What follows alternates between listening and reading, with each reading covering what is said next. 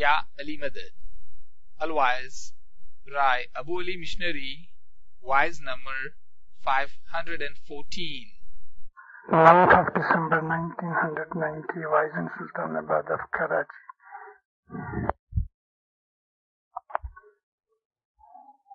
Ya Ali Madad. اللهم صل على محمد المصطفى وعلى محمد المصطفى إلى قيامة.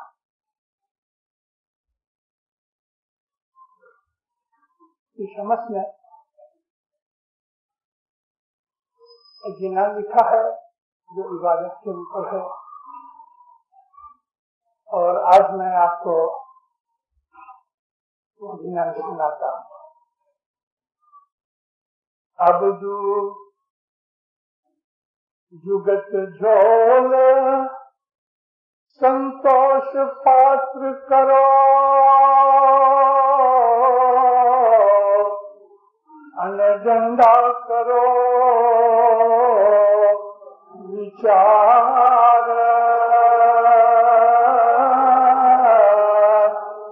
ہمیا دیا کی دو مندرا پیرو، جنان کر جو آہار عبدو، جنان کر جو آہار عبدو، تے جوگی جگ ماہیں جا کے من دوجارے نہیں عبدو، تے جوگی جگ ماہیں. مولانا حضرت امام سے سلوات فرمائیں.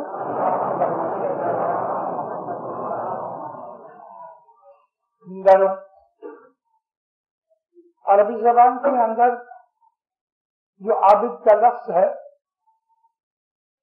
یہ عبدو وہ نہیں ہے. عربی زبان میں عابد کہتے ہیں جو خدا کی عبادت کرے، مگر یہ سنسکرت ورڈ ہے عبدو. اس کا مطلب ہے جس نے دنیا چھوڑ دی اور خدا کی یاد میں زندگی گزار دی. اے عبدو، اے وہ آدمی کہ جس نے خدا کی خاطر دنیا چھوڑ دی. یہ جو چیزیں نیچے پیر فرماتے ہیں تو کہتے ہیں کہ تیرے پاس جو ظاہر کی سادھوؤں کی چیزیں ہوتی ہیں، ایک جھولی ہوتی ہے کہ جس میں وہ اپنے کھانے پینے کی چیزیں مانگ کے کھاتا ہے. ہندوستان کے اندر پرانے زمانے میں اور آج کی بہت جگہ وہ لوگ جو سادھو ہو جاتے ہیں انہوں نے غلط طریقہ لیا ہے. کسی بھی مذہب نے یہ نہیں کہا کہ تم اپنی دنیا کی فرائض کو چھوڑ کے، ڈیوٹیاں چھوڑ کے تم جنگل میں جا کے عبادتیں کرو اور تم بھیک مانگ کے کھاؤ. اسلام سے پہلے بعض ایسے مذاہب تھے کہ جن کے اندر اس قسم کی ریننسیشن تھی، یعنی وہ ترک دنیا جس کو کہتے ہیں ہم اردو یا فارسی میں. عیسائیوں کے اندر بھی ایسے لوگ تھے جو راہب بن جاتے تھے، یعنی دنیا چھوڑ کے جنگلوں کے اندر وہ مونسٹری بناتے تھے، چرچ بناتے تھے اور وہاں وہ لوگ رہتے تھے، مگر وہ ارد گرد کھیتی باڑی کرتے تھے، سادہ زندگی گزارتے تھے، شادیاں نہیں کرتے تھے، شہر میں روزی کمانے نہیں آتے تھے. اسی طرح سے یہودیوں کے اندر بھی ایسے لوگ تھے. اسلام سے پہلے ایسے بہت سے مذاہب اور بھی تھے کہ جن میں بعض ایسے آدمی جو خدا کی محبت کے اندر دنیا کو چھوڑ کے چلے جایا کرتے تھے.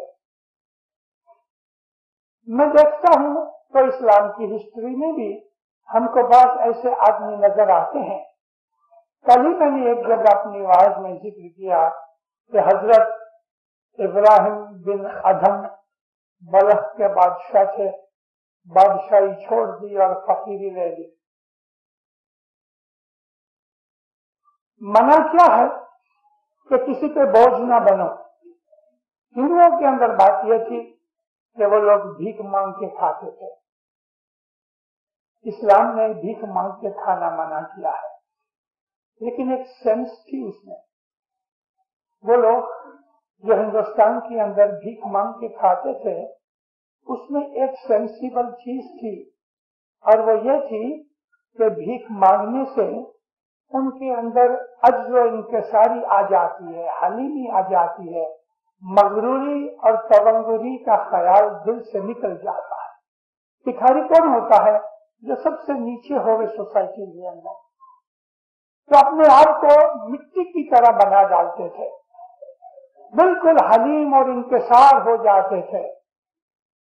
इसलिए उनके दिल में गुरूर, तकब्बुर ये न आवे।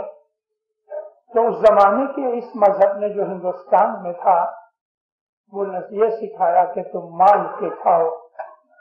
मांगना इस्लाम के अंदर बुरा है, यानी मांग के रिज्क खाना और कोई भी काम न किया जाए, इस्लाम ने मना किया है। रसूल पाक सल्लल्लाहु अलैहि वसल्लम के हुजूर में एक शख्स को इंट्रोड्यूस कराया गया, तारुफ कराया गया, या नबी, ये आदमी सारी जिंदगी दीन के लिए वक़्फ़ कर चुका है और जगह जगह फिर के ये वाज करता है, दीन सिखाता है। हुजूर उसको पूछते हैं, तेरे बीवी बच्चे हैं? हाँ या नबी। तो वो खाना पीना कैसे खाते हैं? अर्ज़ की, सरकार मेरा भाई है, वो मेरे बीवी बच्चों का सबका खर्च उठाता है, मैं दीन का काम करता हूँ। नबी फरमाया, तेरी जितनी भी खिदमत दीन है, उसका जितना सवाब है वो तेरे भाई को मिलता है, क्योंकि तू कमाई नहीं करता। तेरे बीवी बच्चों को पालना तेरा फर्ज है, मगर चूंकि तेरा भाई उसको पाल रहा है, तो तू जो दीन का काम कर रहा है, इसका सवाब उसको मिलता है। वो कहता है, या नबी, फिर मुझे फरमाया काम कर, रोजी कमा और बीवी बच्चों का पाल। नबी की एक और फरमान में एक जगह फरमाया और यहाँ भी फरमाया कि जो आदमी रोजी कमा के अपने बीवी बच्चों के मुंह में लुकमा देता है, यहाँ लुकमा देने से मतलब उनकी परवरिश करता है। फरमाया वो खुदा की इबादत करता है। रोजी देना खुदा का काम है, रिज्क देना खुदा का काम है, लेकिन तुम अगर रोजी कमाओगे तो उसका यह मतलब हुआ कि तुम खुदा की खिदमत यानी खुदा की मदद कर रहे हो ताकि तुम बीवी बच्चों को पाल सको। यह खुदा की इबादत है। तो इस्लाम के अंदर इस चीज को मना किया गया। मगर ऐसे ऐसे आदमी के जैसे इब्राहिम बिन अधम जैसे आदमी थे, वो मांगते नहीं थे, फकीर हो गए, दरवेश हो गए, ताजो तख्त छोड़ दिया, मगर वो क्या करते थे? किसी गैर शहर में, गांव में जाके जहां उनको कोई नहीं जानता, वो मजदूरी करते थे। माल भार उठा के मजदूरी करते थे और रिज्क खाते थे, बच जाता था दूसरे आदमियों को दे देते थे, मगर मांगते नहीं थे। हम इस्माइली लोग एक तो 10वां देते हैं, 10वां हिस्सा वो इमाम का हक है, जिसको कुरान शरीफ के अंदर उश्र कहा गया। उश्र का मतलब है 10वां हिस्सा।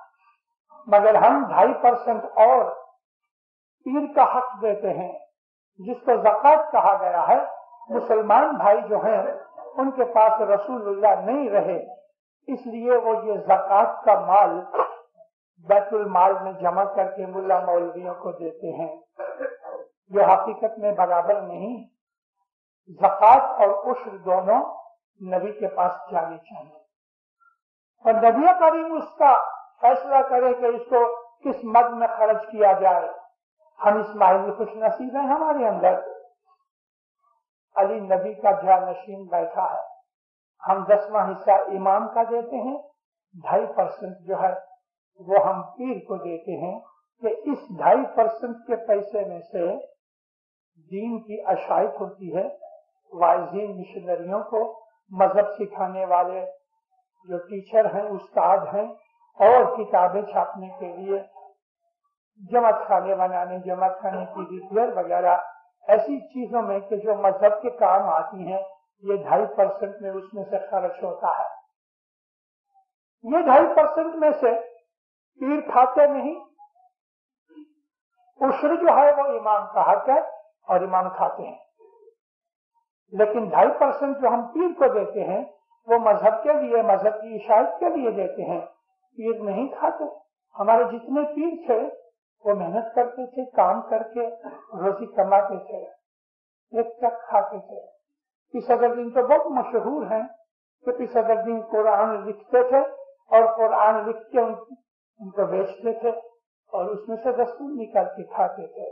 हमारे पीरों की जो जिंदगी थी निहायत ही सादा जिंदगी थी। एक दो दिन एक वक्त खा लिया, 8 दिन में एक वक्त खा लिया, जैसा कि उनका हाल हुआ।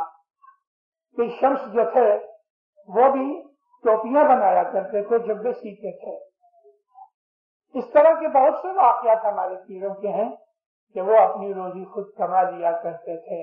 इसलिए रोजी का कमाना ये इबादत में शामिल है। वो लोग कि जो सुबह उठ के रोजी कमाने के लिए अपनी किसी खिदमत के, नौकरी के ऊपर या बिजनेस पे जाते हैं और उनको खुदा का डर रहता है, बेईमानी नहीं करते, बददयानती नहीं करते, हक की रोजी ढूंढते हैं, दीनदारों वो खुदा की इबादत करते हैं। अगर किसी शख्स ने रोजी कमाने के अंदर दगा फरेब किया, अगर किसी शख्स ने गुनाह का काम किया रोजी कमाने के अंदर, तो वो रोजी जो उसने बदी के रास्ते से कमाई हुई है उसमें से अगर कभी वो 10 भी दे गया तो वो रोजी पाक नहीं होती। फिर ये बदी की कमाई हुई रोजी अपने बीवी बच्चों को खिलाता है तो वो बीवी बच्चों का दिल भी काला करता है, वो गुनाह करता है। जल्दी से पैसे वाला बनने की कोशिश न करो। रूहानी राज ये है कि सिंपल जिंदगी गुजारो लेकिन नेक बनो।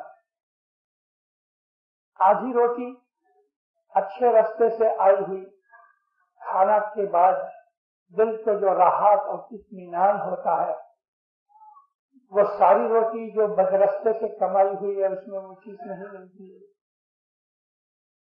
सुख की आधी रोटी अच्छी। तो मैं आपको अर्ज करता था कि ऐसे बहुत से फुकरा मसाकीन हैं कि जो भीख मांगा करते हैं। इस्लाम के दौर के अंदर मस्कीन थे और कुरान पाक में मसाकीन का जिक्र किया है, मगर वो मुसलमान नहीं। एक दफा एक आदमी रसूल अकरम के पास जब साहब बैठे थे आया और कहने लगा, या नबी मुझे आप कुछ पैसे दीजिए ताकि मैं कुछ खरीद के खाऊं। हुजूर फरमाते हैं भीख मांगना मना है इस्लाम में। मुझे बड़ी हैरत होती है, यूरोप अमेरिका के मुल्कों के अंदर जहाँ के ईसाई और दूसरे मजहब के लोग बसते हैं, वहाँ बहुत कम हमको भिखारी नजर आते हैं। लेकिन पाकिस्तान जो इस्लामी मुल्क है, इसके अंदर भिखारियों को देख के मुझे ऐसा होता है कि ये मुसलमान हैं कौन है। हर ट्रैफिक की लाइट के ऊपर जब गाड़ियां खड़ी होती हैं लाल बत्ती पे, तो इर्द गिर्द से इतने भिखारी आ जाते हैं जैसे मक्खियां आती हैं। और ये इस्लामी मुल्क है। सिर्फ यही नहीं, मैं सारी दुनिया के इस्लामी मुल्क देख चुका हूँ और तमाम इस्लामी मुल्कों के अंदर भीख मंगे बहुत। ये इस्लाम के मुनाफी है। शुक्र मेरे मालिक का, मैंने कभी भी किसी इस्माइली को रास्ते पे भीख मांगते हुए कहीं नहीं देखा। कहीं होगा तो खुदा खबर। और ये बात तो सारी दुनिया जानती है कि रास्ते के ऊपर भीख मांगने वालों में इस्माइलियों में कोई नहीं। अगर हमारे अंदर ऐसी कोई तकलीफ वाला आ भी जाता है, हम किसी न किसी तरह से उसको अपनी जमात में लपेट लेते हैं। इमाम उसका कुछ बंदोबस्त कर देता है। और हमको यह ख्याल रखना चाहिए کہ हमारे इमाम के रूहानी बच्चे हैं, भीख नहीं मांगना चाहिए। दीनदारों, मैं आपको जो भीख की बात कहता हूँ वो सिर्फ खाना खाने के लिए नहीं, दुनिया में और भी ऐसी बहुत सी चीजें हैं कि जिसमें हम भीख मांगते हैं। जैसा कि एक आदमी को छोटा सा कोई काम पड़ गया, अब वो तंग हो गया, कभी वो खुद मेहनत करे उसमें से निकल सकता है, लेकिन हम दूसरों के पास जाके आजिज़ियां करते हैं, मेरा ये काम कर दे, मेरा ये काम कर दे। ये भी एक किस्म की भीख जो रूहानियत के लिए खराब है। तो समझ कहते हैं कि तुम ये जो झोली बनाई है, मांग मांग के खाना इसमें जमा करते हो, ये झोली जुगती की बनाओ। उसमें लफ्ज जुगत है जो प्राकृत का लफ्ज है, लेकिन संस्कृत में इसको युक्ति कहते हैं। युक्ति का मतलब है, इंग्लिश में कहते हैं टैक्टफुलनेस। टैक्टफुलनेस यानी होशियारी, चालाकी, युक्ति। इस तरह से काम करना कि वो काम कामयाब हो जाए। तो ये जो युक्ति है वो तुम्हारी झोली है।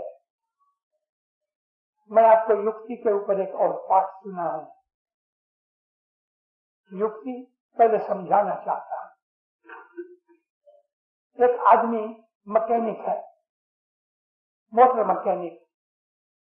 जब वो बहुत एक्सपीरियंस्ड हो जाता है तो उसको पता लगता है छोटी बात में या जल्दी कि इंजन में कहाँ ट्रबल है, और वो ट्रबल उसको बहुत जल्दी पता लग जाने पर आसान हो जाता है रिपेयर करना। ये युक्ति है। अगर आप किसी आदमी को एक रेंच दो, स्पैनर, और उसको बोलो कि तुम ये मेरे मोटर का व्हील खोल दे, अगर उसके बाद ऐसी गाड़ियां हैं जैसे कि फ्रांस की गाड़ियां जो है ना, उसको आप एंटी क्लॉकवाइज घुमाओगे तो वो बंद होती हैं, और क्लॉकवाइज घुमाओगे तो वो खुलते हैं। लेकिन जर्मनी, ब्रिटिश और दूसरी अमेरिकन गाड़ियां हैं, उनके जो नट्स होते हैं वो एंटी क्लॉकवाइज घुमाओगे तो खुल जाते हैं, और क्लॉकवाइज घुमाओगे तो बंद होते हैं। अब अगर किसी आदमी को यह ख्याल नहीं और खोलने की बजाय वो टाइट करता रहे तो वो नट टूट जाएगा, मतलब कि उसने युक्ति से काम नहीं लिया। तो युक्ति जो है उसको कहते हैं टैक्टफुलनेस।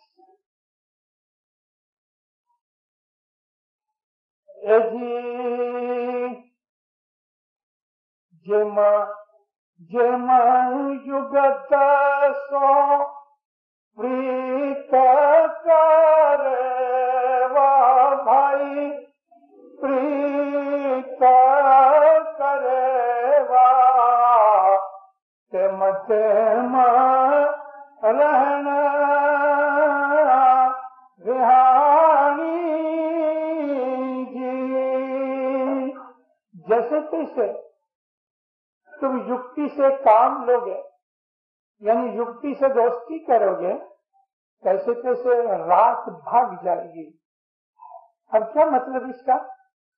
जेम जेम युक्त से प्रीत करेगा तेम तेम रैन बेहानी। रैन है रात को कहते हैं, रात अंधेरे को कहते हैं।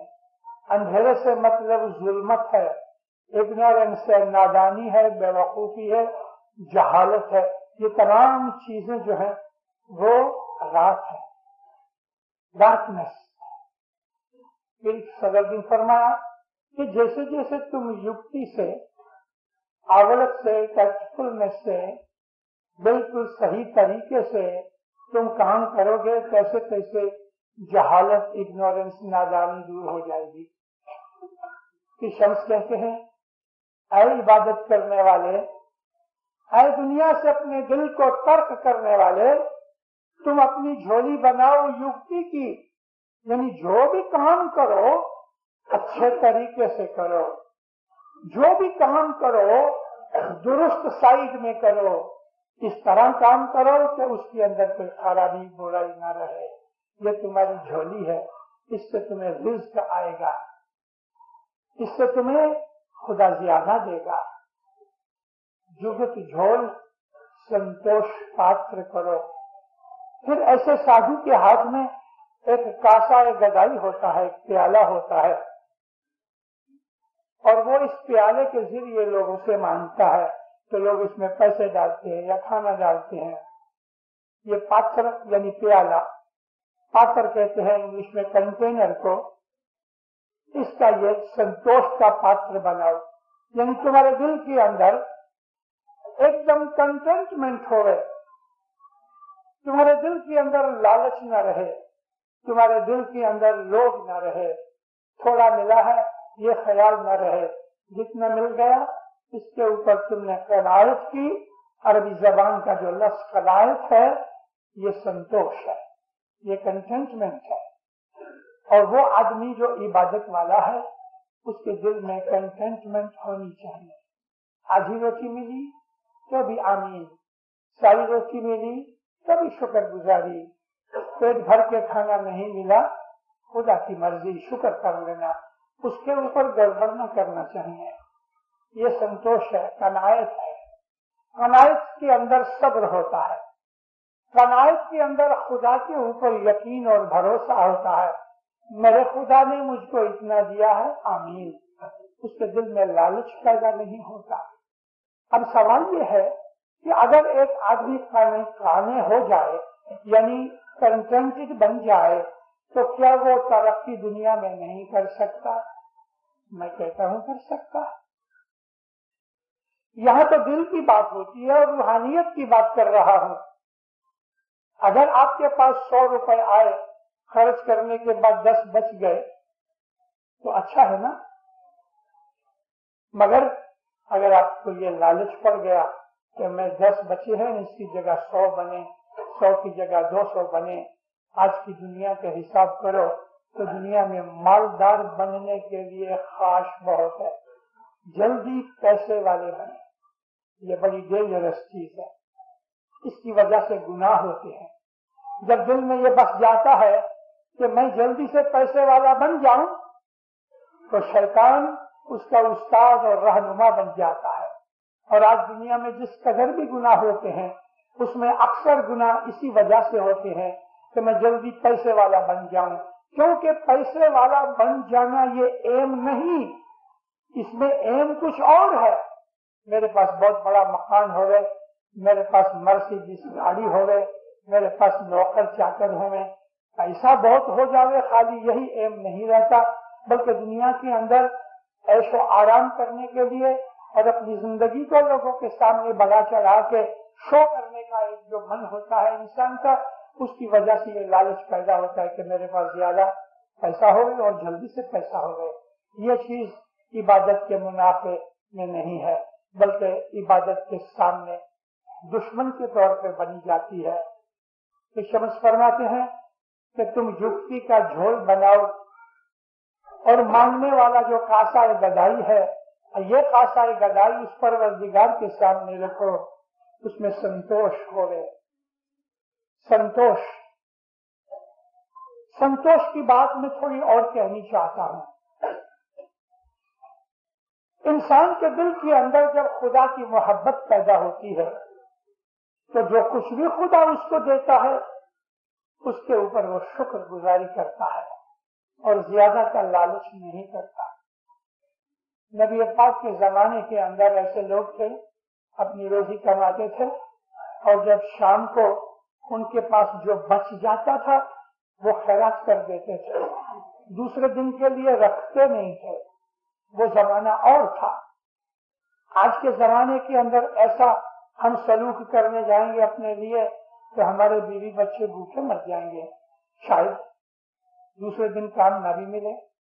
مگر وہ لوگ کے جو عابد ہیں، وہ لوگ کے جو خدا تعالی کے ذاکر ہیں، وہ لوگ کے جو خدا کے بندے ہیں، پیارے ہیں، ان کو اس بھی بات کا غم نہیں رہتا، خدا اس کا بندوبست کرتا ہے۔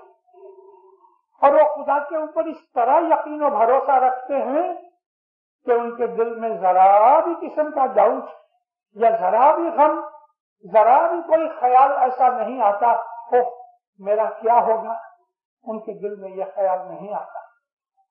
مولانا امام سلطان محمد شاہ صلی اللہ علیہ وسلم ایک آدمی کی مہمانی کے اندر جب اس نے یہ عرض کی کہ خداوند میں بہت تنگ حالت میں ہوں، فرمایا کیا کام کرتے ہو؟ کہ مولا میرا چھوٹا سا اسٹور ہے، دکان ہے، میں کریانہ کا بیپار کرتا ہوں، یعنی میں چھوٹی چھوٹی چیزیں بیچتا ہوں۔ مولا فرمایا تم روز جماعت خانے جاتے ہو؟ کہتے حضور شام ہی کو تو میرا بیپار ہوتا ہے، میں نہیں جا سکتا۔ صبح جاتے ہو؟ کہا نہیں۔ 10 ون دیتے ہو؟ کہتے مولا پورا نہیں ہوتا۔ سلطان محمد شاہ ہاتھ میں لکڑی تھی سرکار کے، ایسا بیٹھے ہوئے تھے۔ جب اس نے کہا تو مولا فرماتے ہیں اگر تم روز جماعت خانے جاؤ، اگر تم برابر 10 ون دو تو لکڑی کو ایسا اونچا کر کے نیچے سے پکڑا اور لکڑی کا جو اوپر کا ہتھا گول تھا وہ اس کی گردن میں ڈالا، ایسا گردن میں ڈال کے صاحب نے کھینچا تو وہ سامنے آ گیا۔ مولا فرماتے ہیں تم برابر 10 ون دو، روز جماعت خانے جاؤ، اما ہم گاہک کو اس طرح پکڑ کے اس کی گردن میں لکڑی ڈال کے سفر میں ہم گراہک کو اس طرح پکڑ کے تمہارے پاس لے کے آئے، وہ اس بات کا ضامن ہے۔ اس کا نام سنتوش۔ میں روزی ملے کہ نہ ملے میں جماعت خانے جاؤں گا۔ اگر کسی آدمی نے یہ باندھ لیا تو یہ باقی اس کے اوپر پڑ گیا، مولا کے اوپر کہ اس کو روزی دے رہے، کیونکہ روزی خدا دیتا ہے اور اس آدمی کو روزی ملے گی۔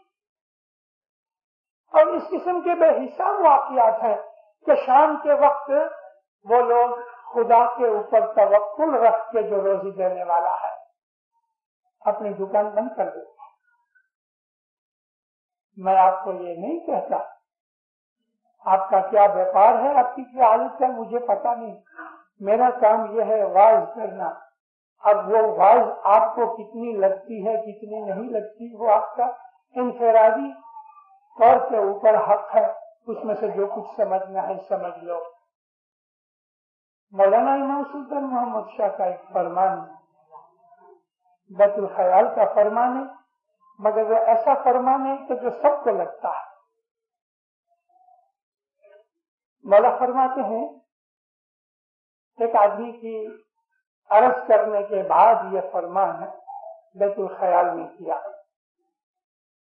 اس آدمی نے یہ کہا تھا کہ مولا میں 14-15 گھنٹے میں بیپار کرتا ہوں، دکان کھول کے بیٹھتا ہوں، کبھی کبھی 16 گھنٹے تک بھی میں دکان کھولتا ہوں، مگر میری روزی پوری نہیں ملتی۔ تب مولا نے اس کو جو کہا فرمایا وہ فرمایا، مگر دوسرے دن کے اسی کی شام کو جب بیت الخیال میں امام نے یہ فرمان کیا تو سب فرمایا کہ جو خدا تم کو 10-15-16 گھنٹے کام کرنے کے اوپر اتنی روزی دیتا ہے، اگر وہ خدا چاہے تو تم کو 4-5 گھنٹے میں اتنی روزی نہیں دے سکتا؟ کیا خدا میں یہ قدرت ہے کہ نہیں کہ جو روزی تمہیں 16 گھنٹے محنت کرنے سے ملتی ہے اگر خدا راضی ہو جائے تو وہی روزی تم کو 4-6 گھنٹے میں دے سکتا ہے کہ نہیں؟ ان اللہ علی کل شیء قدیر، خدا ہر چیز کے اوپر قدرت رکھتا ہے۔ تو بیت الخیال والوں کو امام یہ فرماتے ہیں کہ بیل کی طرح محنت نہ کرو۔ یہ بیت الخیال کے فرمانوں میں ایک فرمان ہے، بیل کی طرح محنت نہ کرو۔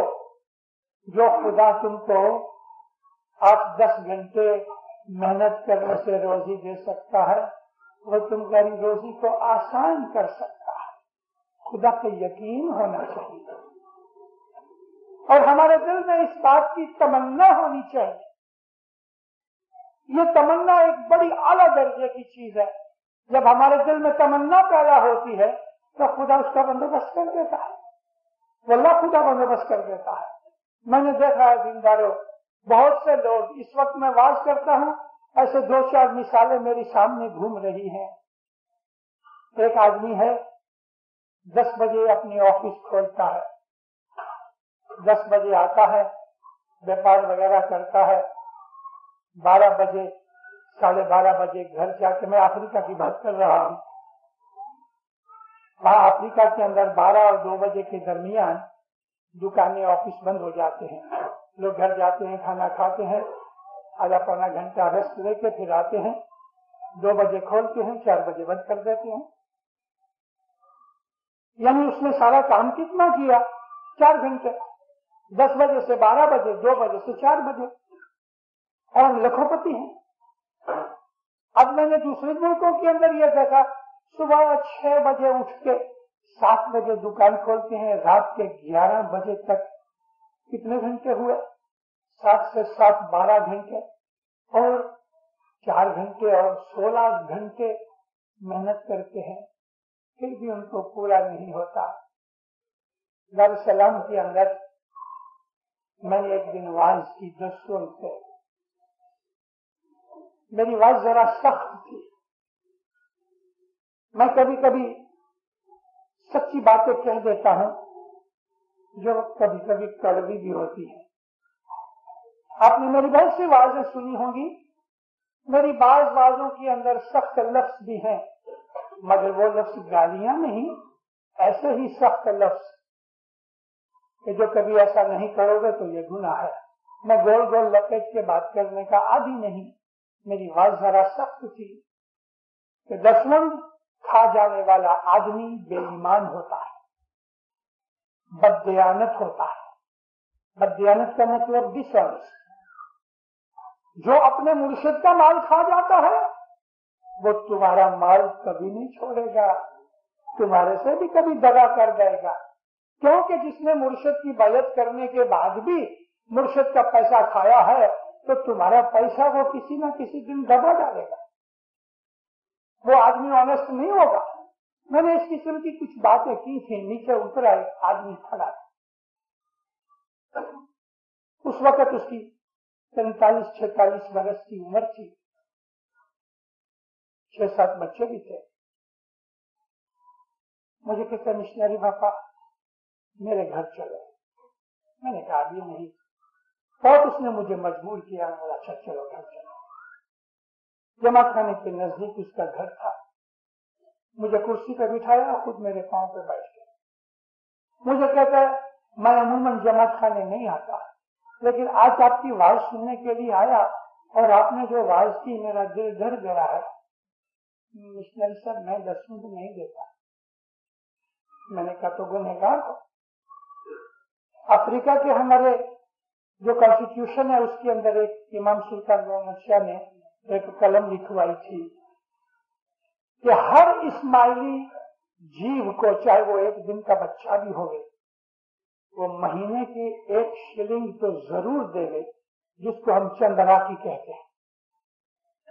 चंद्राक को हर इंसान जो सांस लेता है वो 100 बरस का होवे कि एक दिन का बच्चा होवे, यानी अगर किसी आदमी के घर में 8 जन हैं तो 8 शिलिंग तो उसको 10 चंद्राकी के देने ही चाहिए। तो किसी ऑफिसर ने पूछा, खुदावंदा जो आदमी दसवंध देते हैं, सफरमा जो दसवंध देते हैं उनकी चंद्राकी मैं खुद ही कबूल कर लेता हूँ, उनको 1 शिलिंग देने की जरूरत नहीं, मगर जो दसवंध नहीं देते उनको कम से कम जमात का मेंबर बनने के लिए महीने का 1 शिलिंग देना चाहिए। इसको हम चंद्राकी कहते हैं। अब वो आदमी कहता है कि मैं खाली चंद्राकी देता हूँ। मैंने कहा ये दसवंध तो नहीं है, जमात के मेंबर जरूर हो। और आज मेरी बात सुन के तुम्हारा दिल जो डरा है तो खुदा तुम्हारे ऊपर खुश हुआ है, इसलिए डर गए और मेरे पास आए हो। कहता है मिशनरी साहब मेरी ये दुकान है, मैं 14 घंटे दुकान खोलता हूँ, हर महीने मुझे 15 शिलिंग टूटते हैं, यानी मुझको जितनी आवक होती है उसके सामने 15 शिलिंग ज्यादा खर्च होते हैं, यानी हर महीने 15 शिलिंग मेरे ऊपर कर्जा बढ़ रहा है। میں یہ بات کرتا ہوں 1950 کی، اس کو آج 40 برس ہوئے. اب میں کیا کروں؟ میں نے کہا پھر بھی اگر تم میرے پاس آئے ہو، میری بات مانو گے تو انشاءاللہ تمہیں بہت فائدہ ہوگا. اس نے وعدہ کیا. میں نے کہا تم ہر روز 50 سینٹ یعنی آدھا شیلنگ دسوند دیا کرو روز. تم کو مہینے کے 15 شیلنگ لگیں گے، تو 15 شیلنگ تمہیں ٹوٹتے ہیں. یہ سمجھ لو کہ 15 شیلنگ. اور میں نے کھیسے میں 100 شیلنگ کی نوٹ نکال کے اس کے سامنے رکھی. میں نے کہا تم میرے بھائی ہو، یہ 100 شیلنگ رکھو. ہر مہینے روز 50 سینٹ دینے کی وجہ سے 15 شیلنگ اور جو قرضہ ہو جائیں گے اس میں سے تم خرچ کرنا. جب تمہارے پاس پیسے آ جائیں گے مجھے دے دینا. نہیں دے سکو گے تو حاضر باللہ سمجھ کے مولا کو تمہیں معاف کرتا ہوں. اس نے میرے پاس سے پیسے نہیں دیے، لیکن وعدہ کیا کہ میں آج کل سے 50 سینٹ روز دوں گا. میں نے کہا ایک اور شرط ہے، کل جا کے 1.25 شیلنگ دینا. مفتی صاحب کو کہنا مفتی صاحب میں نے آج تک 10 نہیں دی. بالکل کھلے دل سے کہنا میری حالت نہیں ہے، یہ 1.25 شیلنگ دیتا ہوں، اب مجھ کو شاکر کی طرف سے چھانٹا دے گا. دوسرے دن اس نے برابر ایسا کیا، چھانٹا لے لیا، 50 سینٹ 10 لکھا. میں تو ڈیوٹیوں کے اوپر آیا جایا کرتا ہوں. مہینے 1.5 مہینے کے بعد میں واپس آیا تو جماعت خانے میں مجھ کو ملا. مشنری صاحب نیچے اترے تو میں آپ کو ایک بات سنا. ہم جب نیچے ملے تو مجھے کہتا ہے وہ مجھے 15 شیلنگ جو ٹوٹتے تھے نا، 1 مہینے کے بعد کی بات ہے، وہ مجھے در مہینے جو 15 شیلنگ ٹوٹتے تھے اب ٹوٹتے نہیں. خرچ اور آمدنی برابر ہو گئے. حالانکہ میں روز 50 سینٹ بھی دیتا ہوں، یعنی اس کو 30 شیلنگ کا فائدہ ہوا. ایک تو 15 شیلنگ 10 کے دیتا ہے، دوسرا یہ کہ وہ 15 شیلنگ ٹوٹتے تھے وہ بھی نہیں ٹوٹتے. بہت خوش ہوا. کہتا ہے مجھے گئے کئی برس کے اندر پہلی دفعہ ایسا ہوا. 6-8 مہینے کے بعد پھر میں ایک دفعہ مسافری سے واپس آیا تو پھر مجھے ڈھونڈتا تھا. مشنری صاحب میں ابھی 1 شیلنگ روز 10 دیتا ہوں، یعنی 15 کی جگہ اس کی 10 ڈبل ہو گئی، 30 شیلنگ ہو گئے. 2-3 برس کے بعد مجھے کہتے ہیں مشنری صاحب میں 20 شیلنگ روز کی 10 دیتا ہوں. روز کے 20 شیلنگ یعنی 600 شیلنگ ہوئے مہینے کے. اس کا مطلب یہ ہوا کہ اس کو لگ بھگ 4,500 شیلنگ کی آمدنی ہو گئی. میں اس کی دکان دیکھنے گیا اور سچ مچ اس کی دکان بھری ہوئی تھی. اتنا خوش ہوتا تھا. اور یہ بات جو لوگ 10 نہیں تھے ان کو پکڑ پکڑ کے سناتا تھا. جب وہ 20 شیلنگ تک پہنچا اس حالت میں وہ گزر گیا. مگر شاباش اس کا جو لڑکا تھا وہ بھی بات کی ہی لائن کے اوپر تھا اور بڑا آباد ہوا. اور جب افریقہ کے اندر تھوڑی گڑبڑ ہو گئی تو اس آدمی کا لڑکا پاکستان میں آ کے رہا. مجھے اب پتا نہیں کہ ادھر یہ ہے یا تو کس جماعت خانے میں ہے، لیکن بہت آباد ہوا، لاکھوں پتی بنا. خدا روزی رزق دیتا ہے، سب کو دیتا ہے، کافر کو بھی دیتا ہے، کیونکہ اس نے اپنے آپ کے اوپر روزی دینا مقرر کر رکھا ہے. مومن کو بھی دیتا ہے، کافر کو بھی دیتا ہے. مومن کو اگر آدھی بھی ملتی ہے تو اس کو بہت سواد آتا ہے، مزہ آتا ہے، اور کافر کو جو بھی دیتا ہے تو بھی کافر کو اس کے اندر وہ چیز نہیں جو پیر صدر کی شمس کہتے ہیں سنتوش، کنایت نہیں ہے. شمس فرمایا جھکی کی جھول کرو، سنتوش کا کاسا گدائی کرو اور ڈنڈا کرو وچار. یہ جو ساجو فقیر ہوتے ہیں وہ جب نکلتے ہیں تو کتے بھونکتے ہیں، کبھی کبھی دوسرے جانور ہوتے ہیں तो एक डंडा हाथ में होता है जिससे कुत्तों को और दुश्मनों को दूर करता है। अब फिर कहते हैं कि तुम्हारा जो विचार है, तुम्हारे ख्यालात हैं, उसको डंडा बनाओ। डंडा कैसे बनाना ख्यालात को? डंडे का मतलब क्या है कि जो तुम्हारे दुश्मन है, तुम्हारे वैरी हैं, उनको दूर करो, भगा दो। तो अपने ख्यालों, अपने विचारों में से वो खराबियां निकाल डालो जो तुम्हारे दिल को बेचैन करती हैं।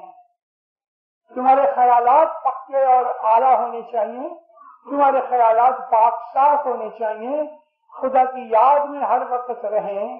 तो ऐसे ख्यालात वाले आदमी के नजदीक बदियां बुराइयां नहीं आएंगी, दुश्मन उसका कुछ नहीं बिगाड़ सकेंगे, उसको कोई भी हुस्न मलाल नहीं होगा, गम नहीं होगा, उनके दिल में राहत होगी। उनको ना कोई जिन सताएगा, न किसी की बदनजरी सताएगी, न जादू सताएगा, न कुछ और। ये चीजें हमारी जमात के अंदर वहम परस्ती की जिसकी चीजें कहते हैं वो बहुत बढ़ रही हैं। गंदे धागे, तावीज, ये चीजें मुल्ला और मौलवियों के पास जाके कब्रों के ऊपर और दूसरे मजारों पे जाके जब बासाई करनी, दूसरों से सुन सुना के बीबी फातिमा की वो थालियां करते हैं, रोटियां पकाते हैं, और इमाम जाफर सादिक के कुंडे करते हैं, खीर पकाते हैं। मोमिनो, ये हमारा काम नहीं है। ये चीजें वो लोग करते हैं कि जिनके पास इमाम नहीं है। इमाम जिसके पास होता है वो ऐसी चीजें नहीं करते।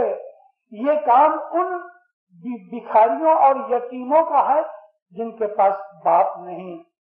जो बच्चा माँ बाप वाला है उसको जब भूख लगती है तो दौड़ता है घर पे, माँ मुझे भूख लगी। माँ को अगर ये बच्चा कहे मुझे भूख लगी तो उसकी ममता उभर आती है, हाँ मेरे बच्चे, बस मैं अभी तेरे को खाना खिलाती हूँ। 100 काम छोड़ के भी माँ अपने बच्चे को खाना खिलाएगी। मगर एक बच्चा है जिसकी माँ नहीं, बाप नहीं, अब जो उसको भूख लगी है, किसके पास जाके कहे माँ मुझे भूख लगी है, क्योंकि वो यतीम है। दूसरों के पास न माँ है न बाप। कोई मजारों पे जाता है, कोई कब्रों पे जाता है, कोई ये कुंडे करता है, तो कोई बीबी फातिमा की ये थालियां बनाते हैं और रोटियां करते हैं। ये हमारा काम नहीं। हम इस्माइली हैं, हजर इमाम बैठा हुआ है, आपका जो कुछ भी है, माँ भी इधर है इस घर में जिसको हम जमात खाना कहते हैं, इधर माँ बैठी है, इधर बाप बैठा है। आओ ना, इधर आओ, आपके घर में आओ, माँ को कहो मुझे भूख लगी है, 100 काम छोड़ के आपको खिलाएगी। बाप कैसा है, अब्बा मेरे बूट टूट गए, अच्छा बेटा नवे लेके देंगे। अब्बा मेरी स्लेट टूट गई, अच्छा हम नवी ले देंगे, क्योंकि बाप है। लेकिन जो यतीम है, ना बाप है ना माँ है, उसके सोने का कोई इंतजाम नहीं, खाने का कोई इंतजाम नहीं, फुटपाथ पे सो जाता है क्योंकि यतीम है। हम यतीम नहीं। गैरों के दर के ऊपर जाके अपना सर मत झुकाओ, इस घर पे आओ। ये कुंडे और ये थालियां और ये रोटियां और ये मसाला और वो मसाला हमारा मजहब नहीं है। हमारा मजहब है अपने हजर इमाम के पास आके मांगो, सब कुछ मिलेगा। इस जमात खाने के अंदर आके, मैं हैदराबाद में अभी बात करके आया, कभी आपको मौका मिले तो सुनना। मौलाना इमाम सुल्तान मोहम्मद शाह सल्लल्लाहु अलैहि फरमाया कि तुम्हें जो कुछ भी तुम्हारी मुरादें हैं, जमात खाने में सुबह आओ, सब काम काज पूरा हो जाए, यानी दुआ पढ़ दो, नियाज पी लो। मौला फरमाया आराम से बैठ के 2 तस्बीहां दुरूद की सलवात की निकालो, सजदा करो, मांग लो जो मांगना है। और मैंने तो एक एग्जाम्पल भी दी जो आज मैं इधर नहीं देता, लेकिन ये जमात खाना जो इमाम का घर है, चाहे वो किराए का हो चाहे वो उसकी मिल्कत का हो, लेकिन जमात खाना जहाँ हम बैठ के इबादत करते हैं, ये मौला का घर है। इधर आके 2 तस्बीहां सलवात की सुबह के वक्त निकालो। मगर میں جب بھی جماعت کے اندر تسبیحوں کا ذکر کرتا ہوں میں ہمیشہ کہتا ہوں کہ تسبیحوں کا مطلب یہ لمبی تسبیح 101 دانے کی تسبیح 11 دانے ہمارے نہیں ہیں. جماعت خانے کے اندر جو مکھی کرتے ہیں ان کو کرنے دو, وہ مکھی کی طاقت کا سوال ہے. لیکن آپ جب پرسنلی انگت طور کے اوپر تسبیحاں نکالو تو دیندارو یہ 101 تسبیحاں 101 دانے 99 دانے بیچ میں جو ہیں 99 دانے خدا تعالیٰ کے صفاتی نام ہیں. ایک نام اللہ کا ہے جو اس کا ذاتی نام ہے, اور ایک محمد کا اس کے اندر آتا ہے کہ جو رسول ہے اور روحانی ماں ہے.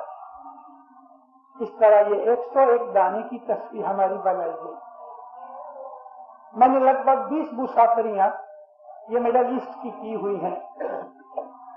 ایران کے بعض علاقوں کے اندر آج بھی ساری جماعت کھڑی ہوتی ہے تو مکھی کی تسبیح دیکھ کے میں حیران ہو گیا. اس کی مکھی کھڑے ہوئے تسبیح نکالنے کے لیے تو زمین تک لگتی تھی, اور بعد میں جب دیکھا تو 501 دانے کی تسبیح تھی.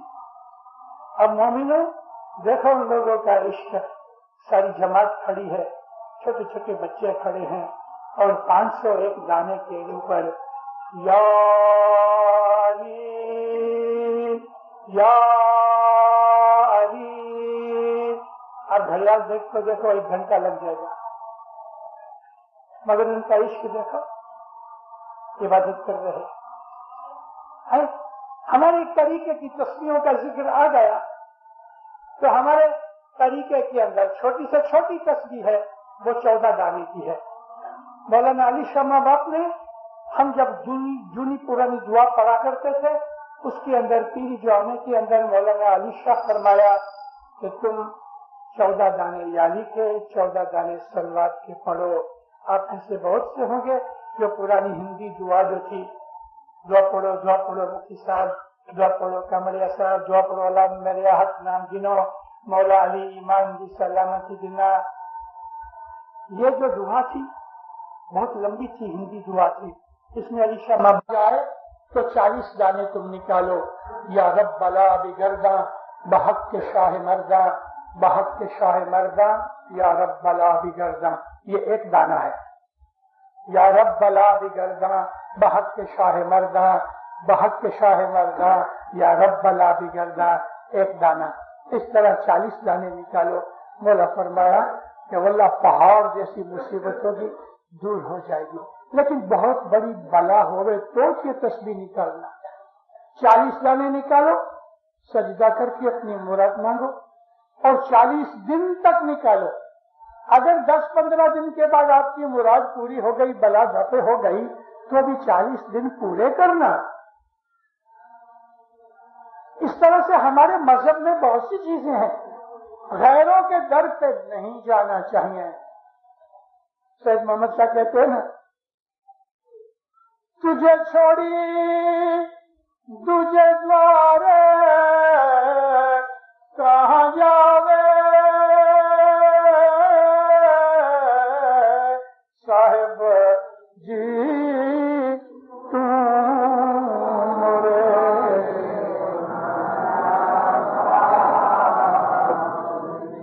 اے مولا میں تجھے چھوڑ کے اور کہاں جاؤں, میرا کوئی ہے ہی نہیں تیرے سوا.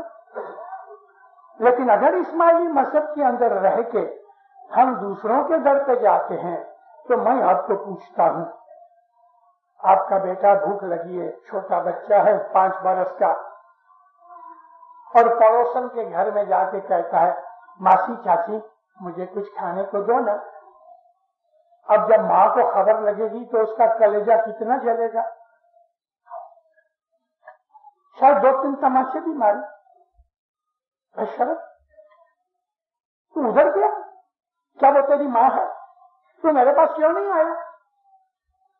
جب حضرت امام کو یہ پتا لگے کہ تم نے بیعت مولا کی ہے اور جاتے ہو ملا مولوی اور مزاروں کے اوپر بیعت مولا کی کرتے ہو اور سجدے کرتے ہو دوسری جگہوں کے اوپر, تو مولانا حضرت امام کو کتنا برا لگے. شاید آپ کی مراد ادھر پوری بھی ہو جائے، کیونکہ مولا ناراض ہو گیا ہے، وہ آپ کو اپنے گھر سے ہٹانا چاہتا ہے کہ بھلے ادھر جاؤ جاؤ، پھر اسماعیلی مذہب میں رہنے کی ضرورت کیا ہے؟ یہاں رہو تو امام کے بندے بن کے رہو۔ اگر یہاں امام کے گھر میں امام کی بیعت کر کے پھر بھی ہمیں کوئی دکھ آ پڑا ہے تو راضی خوشی قبول کرو، ہو سکتا ہم سے کوئی گناہ ہو گیا، قرآن پاک میں لکھا ہے ایسا کوئی دکھ نہیں جس میں تمہارا ہاتھ نہیں، ہر دکھ میں ہمارا ہی ہاتھ ہے۔ اس لیے دینداروں، خدا نہ کرے کوئی تکلیف آ جائے تو سب سے پہلا یہ کام کرو، بیٹھ جاؤ تسبیح لے کے، پہلے تو کہو شکر الحمدللہ کہ اس سے بڑی مصیبت نہیں آئی، 40 سال میں شکر الحمدللہ کے نکالو، اور اس کے بعد ایک ساری تسبیح 101 گانے کی، استغفر اللہ ربی واتوب علیہ، کیونکہ یا مولا میرے گناہ بخش دے، میں توبہ کرتا ہوں تیرے حضور میں، مصیبت آئی ہے گناہ کی وجہ سے، گناہوں کی معافی چاہو، اس سے دل ہلکا ہو جاتا ہے۔ جھگت جھول سنتوش پاتر کرو اور ڈنڈا کرو وچار، اپنے خیالات کو مضبوط بناؤ، صاف بناؤ، یہ ڈنڈا ہے جو آپ کے گناہوں کو دور رکھے گا، بدخیالی بے ایمانیوں کو دور رکھے گا۔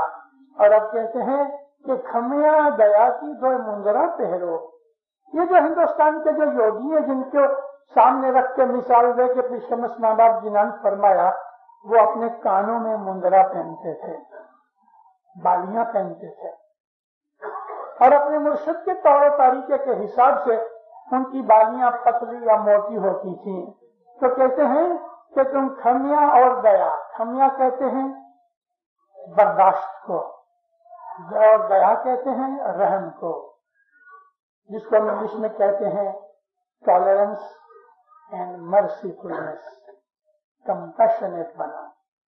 کھمیاں اور دیا، اپنے دل کے اندر کھمیاں رکھو، کسی نے گالی نکال دی چلو چپ ہو جاؤ، واپس اس کو سامنے گالی مت نکالو، ریٹیلیٹ نہ کرو، بدلہ نہ لو، چھوڑ دو مولا کے اوپر، یہ کھمیاں ہے۔ کھمیاں کرنے والا عابد ہوتے ہیں، عبادت سے دل نرم ہوتا ہے، دل میں طاقت آتی ہے اور آدمی کے اندر قوت برداشت پیدا ہوتی ہے، جس کو ہم اور عربی میں کہیں تو ضبط نفس کہتے ہیں۔ یہ جو ضبط نفس ہے یہ عبادت کی شان ہے، یہ عبادت کی شان ہے، اور عابدوں کے لیے ایک زیور ہے، ضبط نفس، سیلف کنٹرول، اور اس کے اندر قوت برداشت جس کو انگلش میں ٹالرنس کہتے ہیں، یہ بہت ضروری ہے۔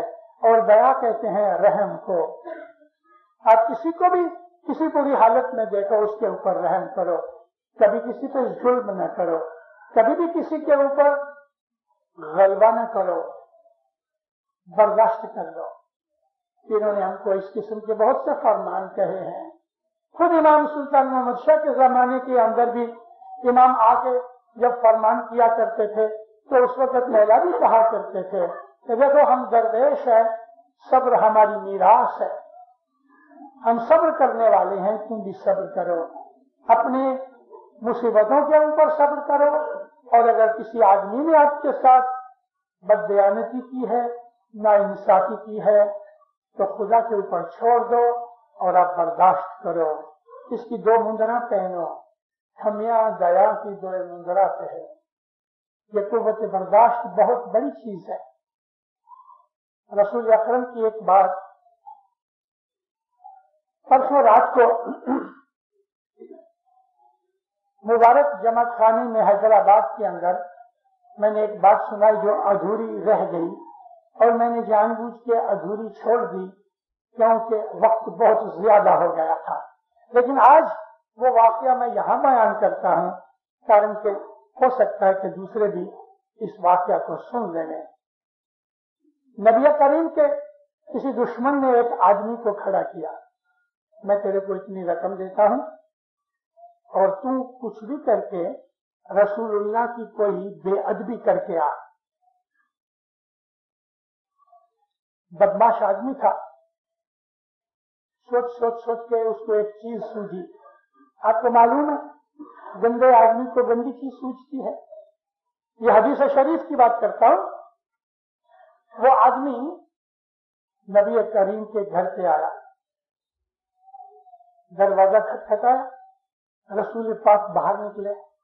کہتا ہے میں مسافر ہوں. اس نے کچھ نہیں پوچھا کہ آپ کون ہیں کون نہیں.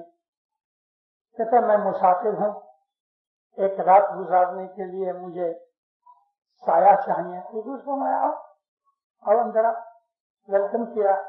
ویسے بھی عربوں کی مہمان نوازی بہت اچھی ہے. رسول اکرم نے اس کو بٹھایا, پوچھا تیرا نام کیا ہے, یہ پوچھا. پھر پوچھا مسلمان ہو؟ تو کہا نہیں میں مسلمان تو نہیں. اچھا کوئی بات نہیں. تو ایک غیر مسلمان کو بھی, ایک مشرک کافر کو بھی نبی نے اپنے گھر میں مہمان کے طور پہ رکھا. حضور نے اس رات نہیں کھایا, اپنے مہمان کو کھانا دے دیا, کیونکہ 2 آدمی کے کھانے کے برابر کھانا نہیں تھا. اور اگر آدھا کھاتے, اگر وہ مسلمان ہوتا تو شاید نبی آدھا اس کو دیتے, آدھا خود کھاتے. لیکن اس خیال سے کہ شاید اس کا پیٹ نہ بھرے, اپنا سارا کھانا نبی نے اس کو دیا. باتیں بھی کی. بس جس بستر پہ چمڑے کا گدا تھا اور اس کے اندر کھجور کے پتے بھرے ہوئے تھے, کاٹن نہیں تھا, تو اس چمڑے کے گدے کے اوپر جس پہ خود رسول پاک سویا کرتے تھے اس کو سونے کے لیے دیا. میں زیادہ ڈیٹیل سے بیان نہیں کر رہا, مطلب یہ ہے کہ میں آپ کو سمجھانا چاہتا ہوں, اس لیے اس کا جست ہی خاص آ جاوے. دوسرے دن جب صبح کی اذان ہوئی, رسول خدا مسجد میں چلے گئے اور اس ناہنجار کافر نے کیا کیا کہ رسول اللہ کے اس گدے کے اوپر اپنا پیٹ خالی کر دیا, دروازہ بند کر کے بھاگ گیا. رسول پاک صبح آئے, دروازہ بند تھا. جب یہ سورج نکلا کافی روشنی ہو گئی تو نبی کریم اس کے دروازے کے پاس گئے اور آواز لگائی, اے مہمان اٹھو, ناشتے کا وقت ہوا. بہت آوازیں لگائیں, اندر سے کوئی جواب نہ ملا. رسول اکرم تھوڑی دیر ٹھہر گئے. دوبارہ تھوڑی دیر کے بعد پھر آپ نے آوازیں لگائیں, دروازے پہ دستک کی دی, پھر بھی کوئی آواز اندر سے نہ آئی. تو نبی فرماتے ہیں اب میں اندر آتا ہوں, اے مہمان میں اندر آتا ہوں. یہ کہہ کے جب حضور نے دروازہ کھولا تو اتنی بدبو آئی کہ ایک دفعہ تو رسول اکرم باہر چلے گئے. جھانک کے دیکھا تو اندر مہمان تو نہیں تھا, رسول اکرم تھے. سب کچھ سمجھ گئے کہ کسی دشمن نے ایسا کیا ہے. 2 جہان کا مالک, سرور کائنات, نبیوں کا سردار, رحمت للعالمین. لیکن خدا نے نبی کی خدا کی رحمتیں دیکھو, خدا کے 2 ناموں میں بہت اچھے کامل طریقے کے کمالات ہیں. رؤوف رحیم, خدا تعالیٰ کا ایک نام ہے رؤوف, الرؤوف, ایک نام ہے الرحیم. تو ان دونوں کو ملا کے خدا کہتا ہے رؤوف رحیم. ہوتا ہے ان, مگر بولنے میں میم آتا ہے. رؤوف رحیم کی جگہ رؤوف رحیم. سورۃ التوبہ کے اندر خدا نے اپنے یہ 2 نام نبی کو دیے ہیں کہ محمد جو ہے نا وہ رؤوف رحیم ہے. رسول اللہ کی شان تو دیکھو, خدا نے اس کو اپنے برابر بنایا ہے. ہم جو کہتے تھے نا اپنی دعاؤں میں علی محمد یا تو خدا, وہ جھوٹ نہ تھا. ارے سورۃ التوبہ کے اندر خدا نے محمد کو اپنے جیسا بنا دیا, رؤوف رحیم. رسول اکرم نے باہر جا کے پانی لیا, پانی اکٹھا کر کے گھر کے باہر رکھا, اس گدے کو کھینچ کے باہر لے گئے, نبی پاک نے ایک لکڑی سے اور پانی سے اپنے گدھے کو صاف کیا. ایک غیر آدمی اپنے پیٹ کو خالی کر گیا، دو جہان کا مالک اس کو صاف کر رہا ہے. جب وہ سوکھ گیا تو حضور نے تھوڑی مٹی لے کے اس کے اوپر ملی، پھر دوبارہ صاف کیا. وہ زمانے میں صابن نہیں تھا. چلو سوکھ گیا، دروازے کھلے تھے، کوئی خوشبو اندر رکھی. 2-3 گھنٹے کے بعد نبی کریم اس کے روم کے اندر گئے تو دیکھا تلوار لٹکی ہوئی ہے.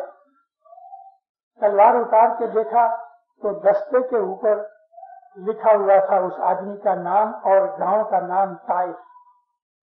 وہ آدمی نے جب یہ بے ادبی کی تو وہ اتنا ڈر گیا کہ اس ڈر میں جلدی سے بھاگ گیا، اپنی تلوار بھول گیا. تلوار لٹکتی رہی. نبی کریم نے تلوار دیکھی، طائف کا مقام دیکھا، یا کوئی دوسرا بھی ہوگا، کیونکہ ایک جگہ طائف لکھا ہے، دوسری جگہ کچھ نامعلوم جگہ کا نام ہے. نبی کریم اونٹ پر بیٹھ کے اس گاؤں گئے. اس گاؤں میں جا کے لوگوں کو پوچھا کہ بھئی اس نام کا کوئی آدمی ہے؟ کہنے لگے ہاں وہ مکان ہے اس کا. رسول پاک اونٹ سے اترے اور اس آدمی کے دروازے پہ جا کے جب دروازہ کھٹکھٹایا، اب جو اس نے اندر سے دروازہ کھولا تو بت کی طرح کھڑا رہ گیا، ہکا بکا رہ گیا، اوپر کا سانس اوپر، نیچے کا نیچے کھڑا رہا. رسول ہنس کے کہتے ہیں مہمان کیوں کیا جلدی نکل گئے؟ میں نے تمہارے لیے ناشتہ بنایا تھا، کیا مجھ کو اتنا فخر نہ ملا کہ میں تمہیں ناشتہ دے سکوں؟ کیا تمہیں رات کو کوئی تکلیف پہنچی کہ تم جلدی چلے گئے؟ جلدی میں تم اپنی تلوار بھول گئے، یہ اپنی تلوار لے لو، میں تمہیں دینے آیا ہوں. اچھا سلام، میں جاتا ہوں. ارے کچھ ذکر کیا کہ تو نے کیا کیا؟ تو نے میرا گھر گندا کر دیا، تو نے میرا گدیلا گندا کر دیا، ایک لفظ نہیں بولے. حضور کہتے ہیں کہ شاید تمہیں وہاں آرام نہیں ملا اس لیے تم جلدی سے بھاگ گئے. میں تو تمہارے ناشتے کا انتظار کرتا تھا اور تم ناشتہ کھائے بغیر چلے گئے اور اپنی یہ تلوار بھول گئے. یہ تلوار لے لو. منہ نیچے کر کے رسول اللہ جانے لگے. کئی منٹوں تک اس آدمی کے ہوش و حواس گم تھے. اس کے کلیجے کے اندر گھوسے مارے جا رہے تھے کہ میں نے اس کے ساتھ یہ سلوک کیا اور یہ میرے ساتھ یہ سلوک کرتا ہے کہ میری بے ادبی کا ذکر تک بھی نہیں کیا. جب اس طرح اس کو ہوش آئے رسول تو بڑی دور چلے گئے تھے، بھاگا پیچھے اور جا کے کہا یا نبی میں آپ کو رسول اللہ مانتا ہوں، میں مسلمان ہوتا ہوں، اشہد ان لا الہ الا اللہ و اشہد ان محمد رسول اللہ. اور خوب رہے اپنی اس بے ادبی کرنے کے. نبی فرمایا اگر اتنی بے ادبی کرنے کے بعد تو مسلمان ہو گیا ہے تو میں بڑا خوش ہوں، تو میرا بھائی ہے. اس کا نام ہے حلیمی، اس کا نام ہے رحم. یہ چیز پیر شمس کہتے ہیں کہ کھمیا اور دیا کی دوئے مندرا پہرو. اب کہتے ہیں گنان کر جو آہار. اب تم کھانا کیا کھاؤ گے؟ تو گنان کا علم کا کھانا کھاؤ. علم پڑھو، علم سنو. آپ کو شاباش ہے دیندارو کہ ایک ایک گھنٹہ بیٹھ کے علم گنان کی واعظ سنتے ہو.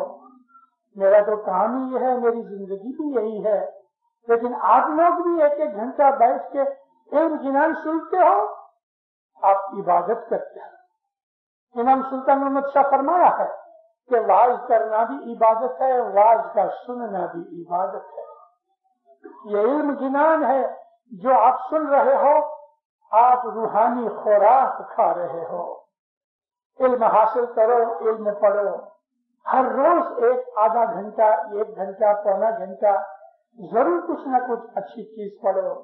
گنان پڑھو، قرآن پڑھو، حضرت امام کے فرمان پڑھو، اچھی اچھی تواریخ کی کتابیں پڑھو، رسول پاک کی حدیثیں پڑھو، اپنے اسماعیلی پرانی ہسٹری کا اس کا مطالعہ کرو، واضح سنا کرو، تسبیح نکالا کرو، پھر فرماتے ہیں پیشمس تیج یوگی جگمائے سچا یوگی یہ ہے جو ان چیزوں پہ عمل کرتا ہے، باقی تو سب کھوٹ ہے۔ تیج یوگی جگمائے جا کے من دوجا نہیں، جس کے من میں حضرت امام کے سوا اور کوئی دوسری چیز نہیں، وہ سچا یوگی ہے، وہ سچا سادھو ہے، وہ سچا عارف ہے، وہ سچا طریقتی ہے، وہ سچا مذہبی ہے، وہ سچا مومن ہے۔ اپنی زندگی کے اندر اچھائیوں کے لیے سوچو اور وچار کیا کرو تو دین و دنیا کی برکتیں آپ کو ملیں، آپ کے دل میں روشنی پیدا ہوئے، دل و دماغ آپ کا روشن ہو جائے، مولا آپ کی نیک امیدیں پوری کرے، حقیقتی سمجھ دے، اپنی معرفت دے، علم کا شوق دے، اچھائیاں بھلائیاں دے، نیک عادتیں دے، نیک خیالات دے، دسویں سکریت میں پورا رکھے، فرمان بردار مومن بنا دے، مولا کنبے میں جماعتوں میں سلاسم کے اتفاق دے، حضرت امام آپ کے کاروزگار میں برکت دے، آپ کی آل اولاد میں برکت دے، روزی کمانی میں برکت دے، مولا آپ کی عزت و آبرو کو زیادہ کرے، ہر بدیوں برائیوں کو آپ سے دور رکھے، تمام بلائیں آفت بیماریاں آپ سے دور رکھے، ہمیشہ اپنی چھتر چھایا میں پناہ میں رکھے، مولانا حضرت امام آپ کی نیک امیدیں پوری کرے، مولانا حضرت امام آپ کو ہمیشہ حق پہ رکھے، صراط المستقیم پہ رکھے، ظاہر باطن دیدار نصیب کرے۔ عبدو